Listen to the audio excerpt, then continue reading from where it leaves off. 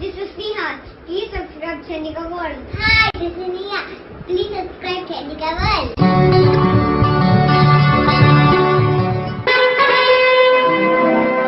హృదయాన కదలాడు బాబు రేపు ఉయ్యాల సంపాలలోగు పసివాడు పలికేటి మాట ముత్యాల రతనాల మూట చిన్నారి పొన్నారి పువ్వు. సందడి నిశ్శబ్దం రెండూ మనం కోరుకునే పరస్పర విరుద్ధ స్థితులు. అలాగని మనం ఈ రెండింటిలో ఏ ఒక్కదాన్ని నిరంతరాయంగా భరించలేము. పెళ్ళైన కొత్తలో భార్యాభర్తలకు మరొకరితో పనిలేదు.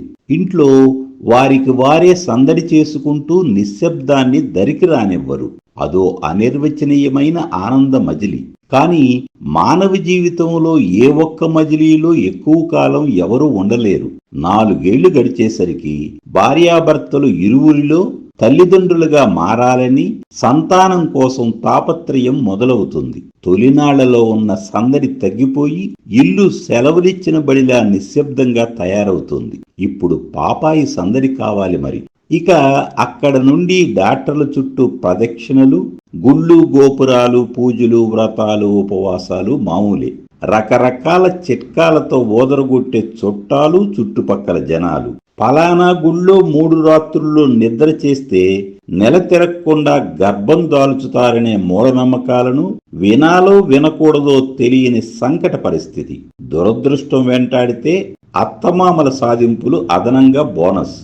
3 ఏళ్ళైంది పెళ్ళాయి, గుడ్ న్యూస్ ఏం లేదా?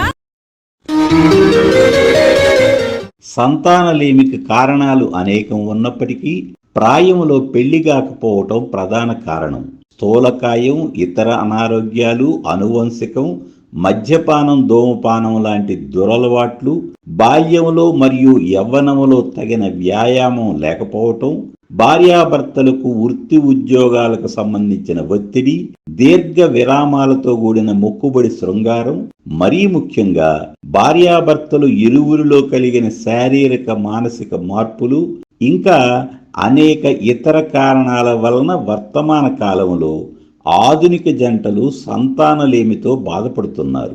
IVF అంటే ఇన్విట్రో ఫెర్టిలైజేషన్, IUI అంటే ఇంట్రా యుటరైన్ ఇన్సెమినేషన్, ICSI అంటే ఇంట్రాసైటోప్లాస్మిక్ స్పెర్మ్ ఇంజెక్షన్ లాంటి అధునాతన సాంకేతిక సహకారాలు తీసుకుని కూడా సంతానం పొందలేని వారు అనేకులు. కొంతకాలం ఇలాగే డాక్టర్ల చుట్టూ, బాబాల చుట్టూ చెట్లకు ప్రదక్షిణాలు చేస్తూ కాలం గడిచేసరికి పెళ్ళై దశాబ్దం దాటిపోయి సహజంగానే మధ్య వయసు వచ్చేస్తుంది. వర్తమాన సమాజంలో అనేక మంది దంపతులు సంతానలేమి సమస్యతో బాధపడుతున్నారనేది వాస్తవం.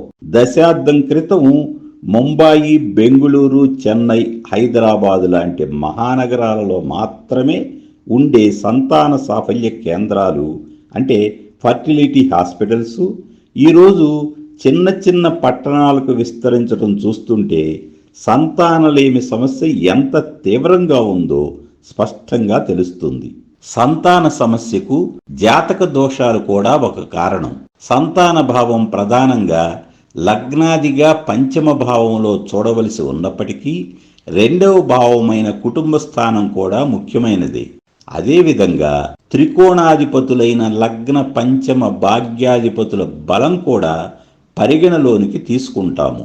అన్నిటికన్నా ముఖ్యంగా సంతానకారకుడైన గురుబలం పరిశీలించాలి. అంతేకాకుండా చంద్రలగ్నం, నవాంశ లగ్నం నుండి కూడా పంచమ భావం, పంచమ భావాధిపతిని పరిశీలించాలి. ఇప్పుడు కొన్ని సంతాన నష్టయోగాల గురించి మాట్లాడుకుందాము.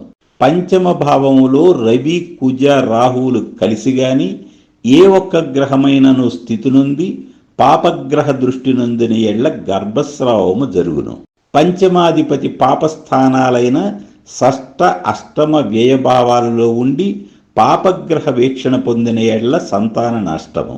గురువుకు రాహు సంబంధం ఉన్న ఎడ్ల సంతాన భాగ్యమునకు భంగము. పంచమాధిపతి బలం కలిగి ఉంటే ఆలస్య సంతానం. పంచమాధిపతి నీచ, అస్తంగత, పాపగ్రహ కలయిక, పాపస్థాన, పాపాంశ స్థితి పొందిన సంతాన సాఫల్యత కష్టమగును. పంచమ భావంలో బుధశనులుండి పాపగ్రహ వీక్షణ ఉన్న ఎడల సంతాన హాని, సంతానలేమి. పంచమ భావంపై శనికుజుల సంయుక్త వీక్షణ దోషప్రదం. కుజశనులు సంతాన భావంలో నీచిపడినను దోషప్రదమే. పంచమ సప్తమాధిపతుల పరివర్తన రాజయోగమే గాని సంతాన భావమునకు ఇబ్బంది. శుభుడైన గురుదృష్టి వలన దోష పరిహారమగును. సింహ, మకర, కుంభములు పంచమ భావమై రవి, శని గ్రహములున్నను ఈ రాసులు స్త్రీలకు అష్టమ భావమై రవి, శని గ్రహములు అష్టమములో ఉన్న ఎడల సంతాన యోగ్యతకు ఆటంకము. పంచమ భావములో 3 పాపగ్రహములు లేదా పంచమ భావానికి 3 పాపగ్రహముల దృష్టి లేదా పంచమాధిపతికి శత్రువులైన గ్రహములచే పంచమ భావం చూడబడిన ఎడల సంతానం ఉండదని పూర్వ పండితుల నికర అభిప్రాయం. అష్టమములో చంద్రుడు, పంచమ భాగ్యాధిపతులు 6, 8, 12 స్థానాలలో ఉన్న ఎడల సంతాన యోగం ఉండదు.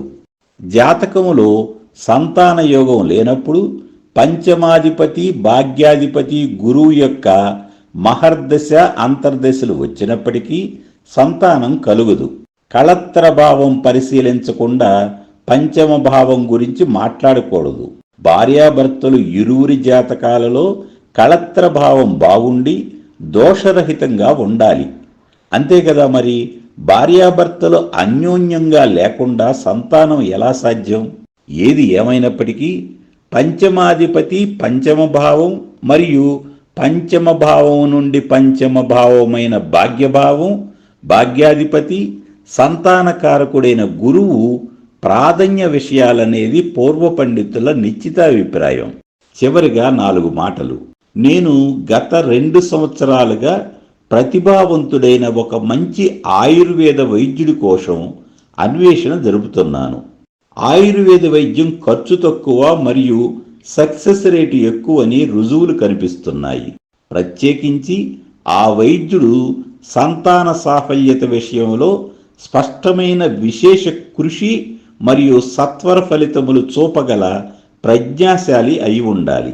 అన్నిటికన్నా ముఖ్యంగా ఆ వైద్యుడు బలమైన జాతకుడై ఉండి ప్రస్తుత దశ అతనికి కీర్తి ప్రతిష్టలు తెచ్చేదిగా ఉండాలి. ఎందుకంటే అప్పుడే ఆ వైద్యుడి వద్దకు వచ్చిన పేషెంట్లు మంచి ఫలితములు పొందగలరని నా విశ్వాసం. త్వరలోనే సంతాన సాఫల్యతకు ఉపయోగపడే ఆయుర్వేద వైద్యుడు మనకు లభించగలడని నేను ఆశాభావం వ్యక్తం చేస్తున్నాను. జాతక పరిశీలన అనంతరం సంతాన యోగం ఉందని భావించిన యెడల మంచి వైద్య సేవలు తప్పనిసరిని తెలియజేస్తూ ముగిస్తున్నాను. మీ అందరికీ శుభాకాంక్షలు తెలియజేస్తూ సెలవు తీసుకుంటున్నాను.